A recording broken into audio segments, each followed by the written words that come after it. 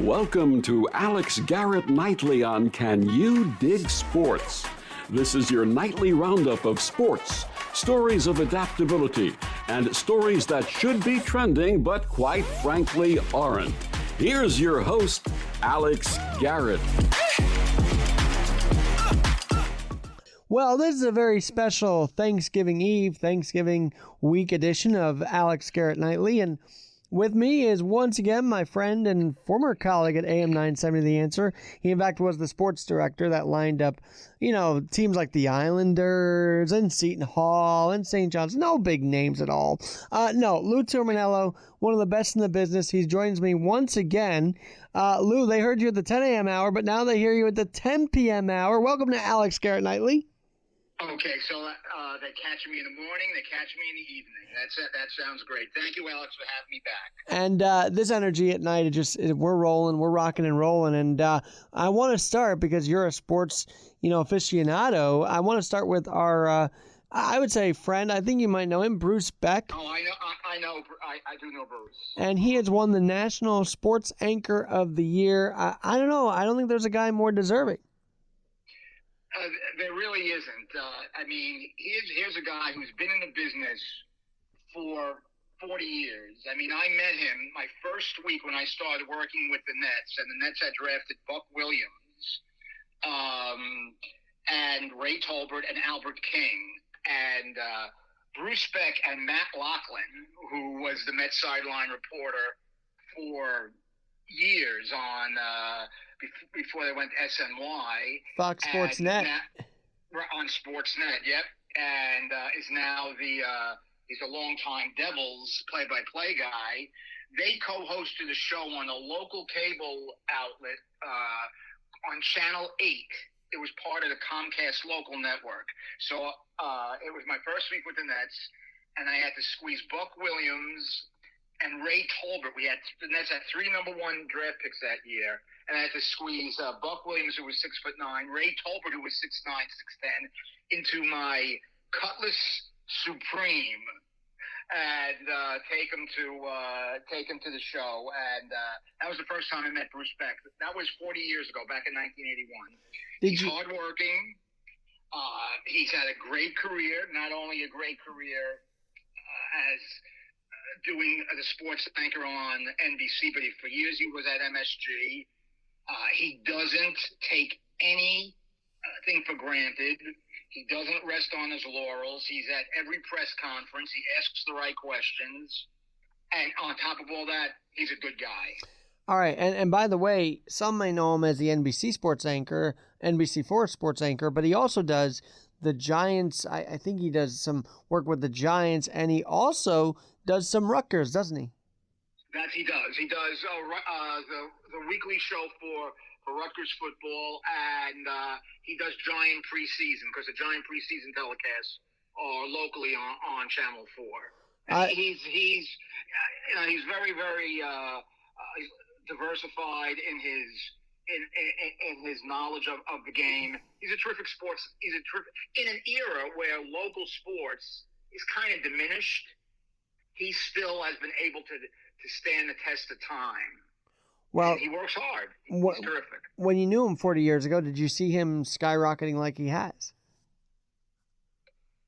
Well, at that time it was different, because there was a lot of sportscasters where local sports was more their focus.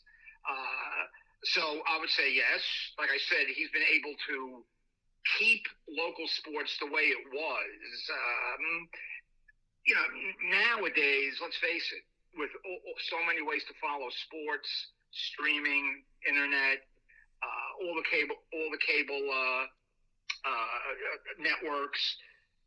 You got to remember, back in even in the early 80s, ESPN was just in its second or third year, and those local guys, Sal Marciano and Bruce Beck and Warner Wolf, we can go right down the line. Steve Albert.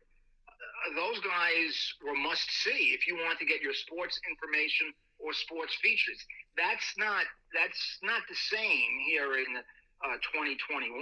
Sometimes I wish it was the way it used to be, but unfortunately, it's not. But Bruce Beck has been able to weather that storm, grow with the era, and he does a great job. I mean, if you watch any of these post-game press conference, whether it's a Knicks game, a Mets game, an Islanders game, on the Zoom press conferences, there's always a question from Bruce Beck. Absolutely. The guy takes no time off. Absolutely. Now, I just realized this is the first time on the night show, so give us a bit about your background as a Nets executive and how I got to 970, because maybe some listening at night may not know your story, Lou Terminello. Okay.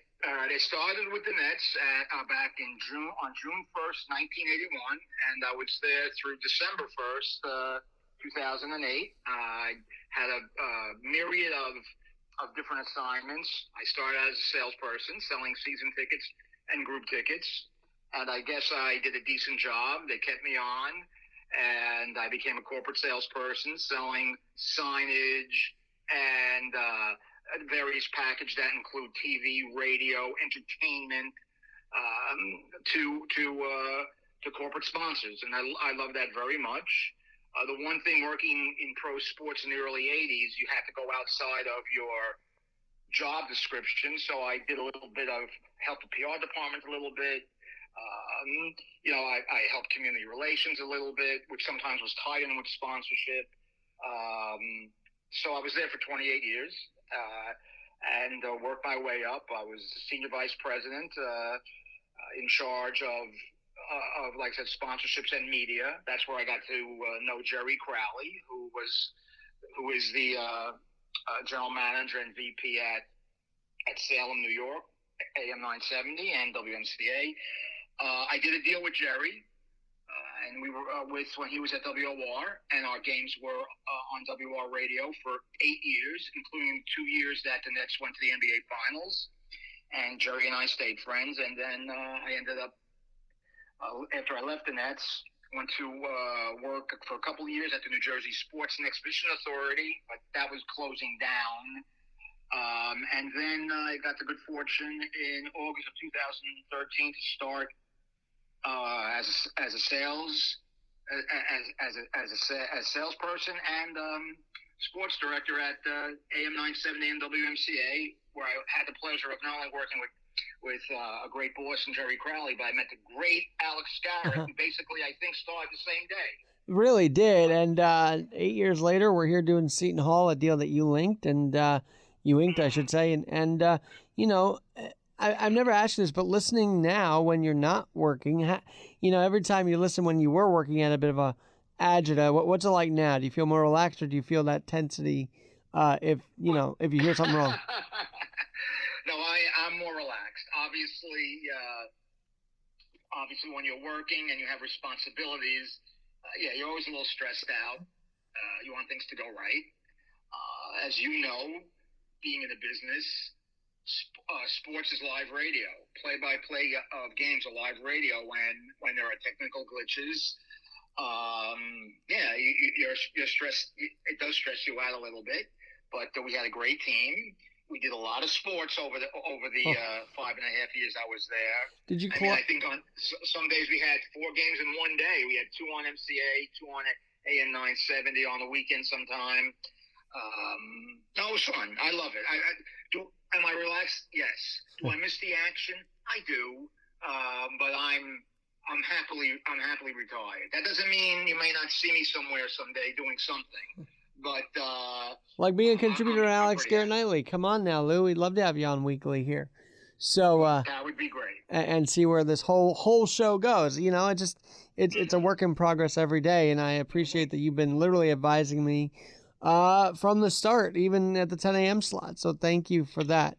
But you're doing a great job. At hand, Thanksgiving week. It is about to be Thanksgiving football. First of all, what does Thanksgiving mean to you?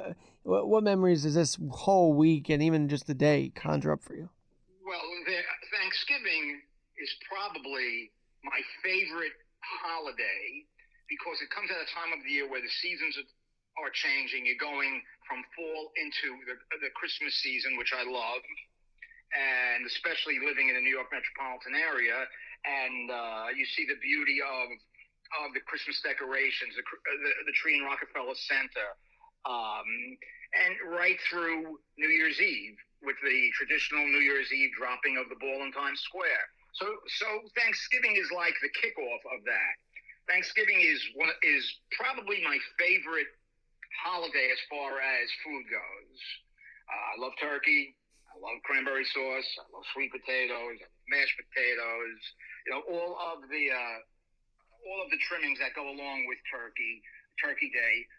I enjoy. It makes me feel good. And as Americans, we should really be grateful that we live in a great country, and just keep praying that it continues to be that way. I mean, every day we have to definitely pray for that, especially as you see articles like USA Today saying, well, this isn't a thing for indigenous people to celebrate. Now, I'm not trying to attack anybody here, but Lou, that day was such a landmark for both the Pilgrims and the Indians, and I feel like we're losing sight of that as a society, are we not? We absolutely are. And, it's funny, you mentioned something about the indigenous people. If people do some research, and I believe that's a problem in America with a lot of things, but if you do research on the first Thanksgiving, early Thanksgiving, and I'm not talking about when Abraham Lincoln made it an official holiday, a lot of these Native Americans still celebrate it in a positive way. They sat down at the table with the Pilgrims. That's how I remember reading about it. That's correct. It's really been celebrated for years and years. I mean, hundreds of years, like before it became the official federal holiday. I think everybody has to just take a deep breath a little bit. We're just so, we're just so coy. We just want to make something that's good bad. That's a poor way of thinking. It really is. I mean, again, not going to get political here, but I guess President Biden went to have dinner with some of the troops yesterday, and they called it Friendsgiving. Are you kidding me? Huh. Friendsgiving? What is that all about? So Friendsgiving is a thing, but I would not say that's a president visiting the troops is not Friendsgiving. That's a separate thing altogether. Right. And it's and they were eating all of the traditional Turkey Day food. I mean, it just leaves a bad taste in my mouth. And believe me, I'm a history guy. I understand the good and bad of history, but I hate to use that beat up old term. Mm-hmm. You learn from history. You can't change it. Well, and it's something that just annoys me. Well, now that we're on this, do you think he goes to the Army-Navy game? Do they think they accept him at the Army-Navy game this upcoming December? Well, I think he'll go. I assume he'll go because that's what presidents do. He may not get the warm reception that President Trump got the last 4 years. True. And he might have he might even hear "Let's Go Brandon" a lot. I'm just saying. he might hear "Let's Go Brandon." That is very true. I mean, the 7 to 8 months we've been dealing with this, what is it, almost 12, has been more gut-wrenching than I think a lot of us thought it would be. And you expected it, Lou, and I guess I should have learned from you from the get-go, but you expected a lot of this to be going on. But that's another story for another day. Yeah. I want to talk about Thanksgiving football because obviously we're going to have another 3 games. First of all, the third game always took away from the tradition that was Lions and Cowboys at home on Thanksgiving. Is that a right assessment? It is a right assessment. Let's face it, the NFL, and I love the NFL. I've seen over 350 games live, NFL games live. But the NFL is hypocritical. They talk about player safety. With concussions and other injuries. So they add another game where you're playing on Thursday and you're playing on Sunday, you're playing on Thursday night. They add a 17th game which makes no sense. We see the attrition, and we're only halfway through the season with so many guys hurt. Khalil Yes, Mack out for the season, right? That's what I heard recently. The Thursday night game is only for one reason: money, money. The 17th game is for TV money. That's all it is. Adding a Monday night wild card game this year for the first time. They sold it separately to ABC/ESPN for millions. It's a money grab. And I love the NFL. I love the NFL, but 16 games was fine. There should be 16 games over an 18-week season, not 16 games over a 17-week season. These players need to be protected more. They need time off to let their bones and their limbs rest up over a long season. And I'm telling you, right now it's a 17-game season. It's going to be an 18-game season. Mark my words. Mark my words. I mean, it's leaning toward that. Now, on Thanksgiving, any Lions football memories, any Cowboy, any memories of even just watching it? I know you didn't really go to one, but of just watching these games. I mean, it brings back to me the Madden Summerall days, at least. The greatest game I saw on a Thanksgiving Day was 1971, Nebraska Cornhuskers and the Oklahoma Sooners. They were number one and number two teams in the nation. It was probably the two teams that had the greatest amount of talent that faced each other. Texas and USC in 2006 when they played the championship game at the Rose Bowl and Vince Young ran in at the end to the corner of the end zone on fourth down. That's the only game I can remember where 1 and 2 where the teams were so deep in talent. But we'll get to the NFL in a second. But that game to me stood out.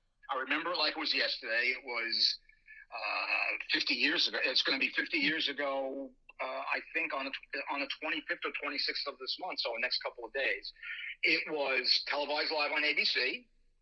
For years, it was the largest television audience to watch a college football game in America, 55 million, which, again, that's 1971. And the population of America wasn't 330 million at that time. They were great players all over. And to me, that's the most memorable game. I mean, anytime I see it on ESPN when they run it on ESPNU, and they probably will run it again tomorrow on Thursday, I'll probably watch it. Great players. 17 out of 22 guys on those teams made all Big 8, which was which is now the Big 12. 17 out of those 22 guys, those 22 players on that team made first team All Big 12. You had Johnny Rodgers, you had Greg Pruitt, you had Jack Mildren, you had a Rich Glover from Jersey City, the town where I was born, who won I think he won the Lombardi and the Outland Trophy as outstanding lineman. You had Larry Jacobson, who starred in the NFL. You had great players, and the game went right down to the last 6-7 minutes. Nebraska, it was back and forth. Nebraska won 35-31. I remember the game. Wow. Remember the game like it was yesterday. It was a tremendous game. By the way, this is why I bring it on, Lou, because you got so much wealth of knowledge, and just on Thanksgiving Day alone, look at that. Yeah, well, you talk about memorable Thanksgiving Day games. That's the most memorable to me. The most memorable. There's been a lot of duds on NFL Thursday. Yes, the Lions have been there forever. The Lions, played their first Thanksgiving game in '34. They had just moved that year from Portsmouth, Ohio. They were the Portsmouth Spartans. They played 6 years in Portsmouth, Ohio, and they moved to Detroit, and they weren't drawing well. And they moved their Bears game to Thanksgiving because they wanted to make a foothold in Detroit because the Tigers were king. And the Tigers won the 1934 World Series a couple of months earlier. And it worked. they had a sellout in the University of Detroit Stadium, and from then on, they have played every Thanksgiving, with the exception of 4 years when the NFL did not play on Thanksgiving because of World War II. The NFL did not play on Thanksgiving from 41 to 44. So those 4 years they didn't play. But Detroit obviously there has been memorable games with the Lions. Yes, you can remember the Phil Luckett toss of the coin at the end of that Pittsburgh Detroit game where he screwed up the toss, and Pittsburgh was supposed to get the ball, and they didn't, and Detroit won it in overtime. But as far as any memorable games, there really aren't. I mean, in '76, O.J. Simpson ran for 273 yards, but the Lions won that game. The Lions beat the Bills. Well, the only Thanksgiving memory, and I know you're a Jet fan, but the only... But I'll give you... I'm sorry. Go ahead. The only one I can remember is the fumble by Sanchez. That's what all of my generation remembers now on Thanksgiving night. So thanks, Mark Sanchez. Well, again, but that game was not memorable. That wasn't... I mean, the butt fumble is way overrated. It's just another play. If the Cincinnati Bengals were playing on Thanksgiving against the New England Patriots and that happened, nobody would remember it. It's remembered because it's a New York team. Always remember that. Good or bad, when it's a New York team, whether it's baseball, basketball, hockey, or football, everything is magnified. Good, bad, or indifferent. The best NFL game I saw on Thanksgiving is when a guy by the name of Clint Longley came in. This was in '74, and Roger Staubach, one of the most underrated great players, if you can understand that, because there's some great players who are even greater than they were. I mean, and Roger Staubach was great. He got knocked out with a concussion, and Roger suffered many concussions before there was such things as concussion protocols, things of that nature. So Clint Longley came in, and Clint Longley was really not an accomplished backup like a Colt McCoy or somebody like that is now in the NFL, or even like, say, now Andy Dalton's become a backup with the Bears. And they were playing their biggest rivals. The rivalry between the Cowboys and the Redskins in the '70s was unmatched. They played some of the most memorable games ever. So 16-3, the Redskins were winning. Longley comes in.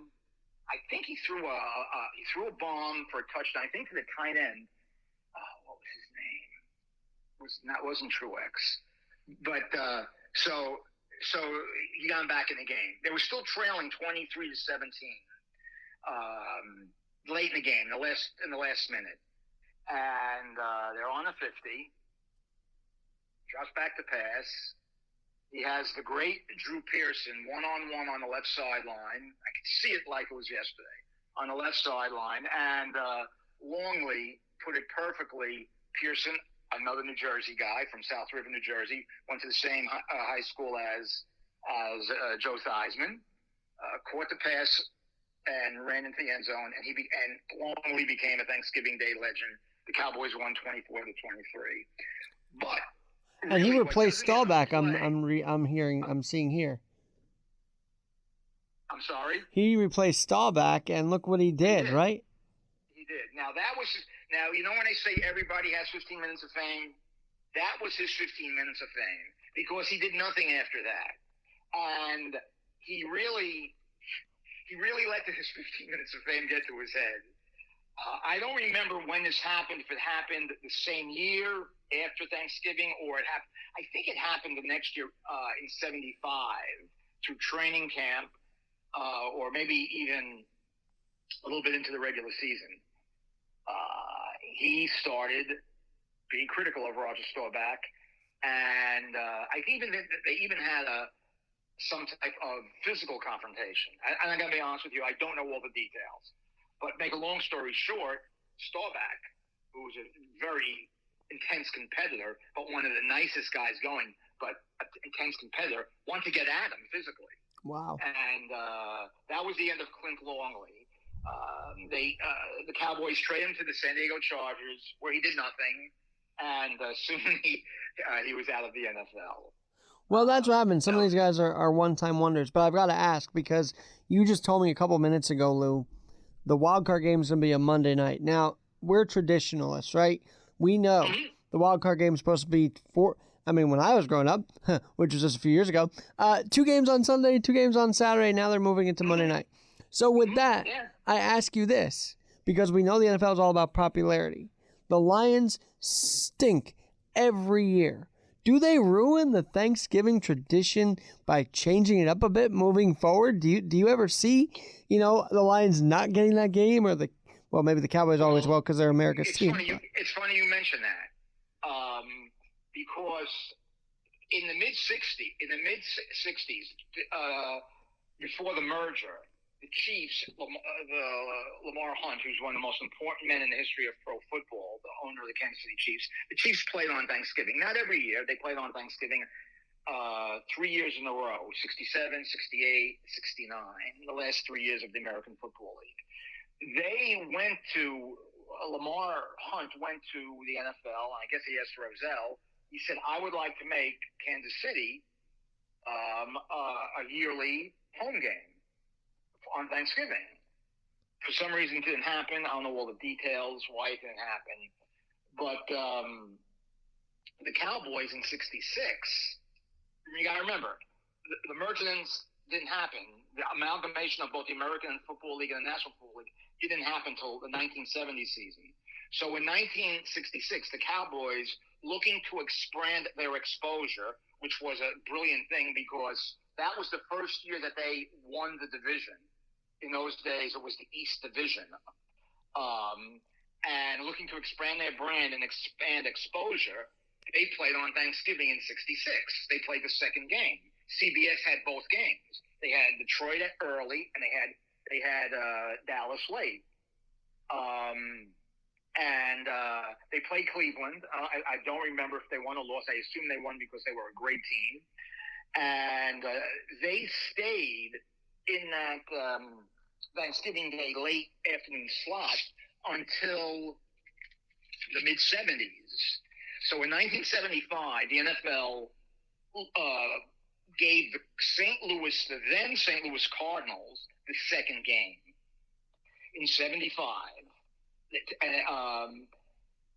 And they lost. I remember they lost to Buffalo. Then the next year, the Cardinals, I guess they were trying to boost the Cardinals' exposure in St. Louis because while they had a very good team in the '70s, they weren't very popular. I mean, and by that time, in those 10 years, the Cowboys had rocketed to the top of popularity, which now is off the charts. There's no team in the NFL that can match the popularity of the Dallas Cowboys. So they played St. Louis in '75, the late game. The next year, St. Louis played at Dallas, came back to Dallas. And then in '76. Then in '77, St. Louis hosted Miami. And I remember that game vividly because Bob Griese, the great Bob Griese, Hall of Famer Bob Griese, threw 6 touchdown passes, the most he ever threw in a game. And they buried the Cardinals, 55-10 or 55-14. They absolutely buried them. But after that, since 1978, it's been Detroit early, Dallas now in the middle, and a rotation of 8:30 games. This year it's Buffalo at New Orleans. Boy, Buffalo, man. I mean, talk about a team that's fallen from grace in a sense. I mean, Mac Jones obviously has adjusted to the Belichick system, but yeah, this is a big Thursday night game for Buffalo. And Josh Allen lost the first time I ever wore his jersey on Sunday. So I don't know if I'm the jinx or if he just put up a dub for me. I can't tell which it is, but. Well, first of all, they didn't lose on Sunday because of Josh Allen. They lost because they're having trouble running the football. The Colts are a good team. The Colts they lost 2 heartbreaking overtime games early in the season. And as I said a little while ago, the attrition, both mentally and physically on these teams, 17 weeks is really a tough gamut to get through. And now they got to play in New Orleans on Thursday night. You see, I don't mind Thursday night football, but if you're playing on Thursday night, I don't think you should be playing the Sunday before. No, absolutely not. I think there should be a bye into that Thursday game. That's just me. If you're looking for a better brand of football, now again, that's just me. But what can I say? I mean, look, next year Thursday night football is going to be streamed exclusively on Amazon Prime. Well, I think Al Michaels and Troy Aikman or something. On any of the networks. Well, I think Al Michaels and Troy Aikman. I could be wrong about that, but we'll have to see. I know they want Troy to do they have definitely talked to Michaels. He admitted that already. I don't think Aikman's leaving Buck, and I don't think he's leaving Fox. No. That again, unless they throw in a ridiculous sum of money like Tony Romo, who is okay, but is he worth $18 million a game? Absolutely not. He makes that game entertaining. You know, I like Sims and Nance, but I gotta be honest, I think Romo just adds a bit of a spice factor to that broadcast and I love Sims traditionalists, but and the way they did that was totally wrong, Tim. Don't get me wrong, but Romo's done a good job. And by the way, you know why Aikman will never leave? Because he just kept putting on Dallas games. He doesn't want to lose that gig. Come on now. He loves that, I'm sure.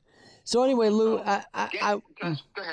Well, I wanted to say thanks so much for joining us and talking football. Next week I'm having you on for hockey because I know you got some thoughts on the Islanders. But for now, I want to focus on Thanksgiving football. And then tell us, if you go to the UBS Arena, let me know, and we'll recap it next week.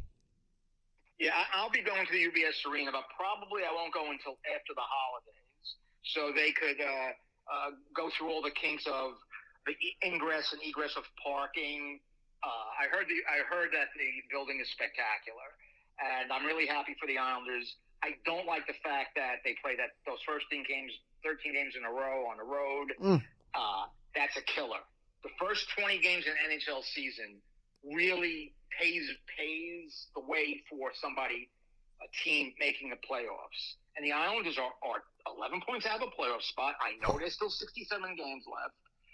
They're 16 points behind the Carolina Hurricanes for first place in the division. I can tell you right now, they're not good. As far as winning the division, they're not doing it. And now they got hit with this COVID case, and they played the first 2 games at home with a third of their regulars not available. It's very difficult to do that. It's bad, and Brock Nelson out now. We'll have to see. But on that note, one last thing, Lou. What are you thankful for? That's my main question right now to end this Thanksgiving podcast, if you will. Oh, first of all, I'm thankful for my health. As you know, I had some health challenges, so I'm very happy that I'm healthy, and happy that my family is healthy, and that God has blessed me with a good family and with good friends, and that's very, very important. Well, Lou, thank you so much for sharing some of your time. I'm always thankful for our friendship, and I love you, man, and we'll be back soon. Enough. I look forward to the next time you have me on. All right. Happy Thanksgiving, everyone. Happy Thanksgiving. I'm Alex Garrett.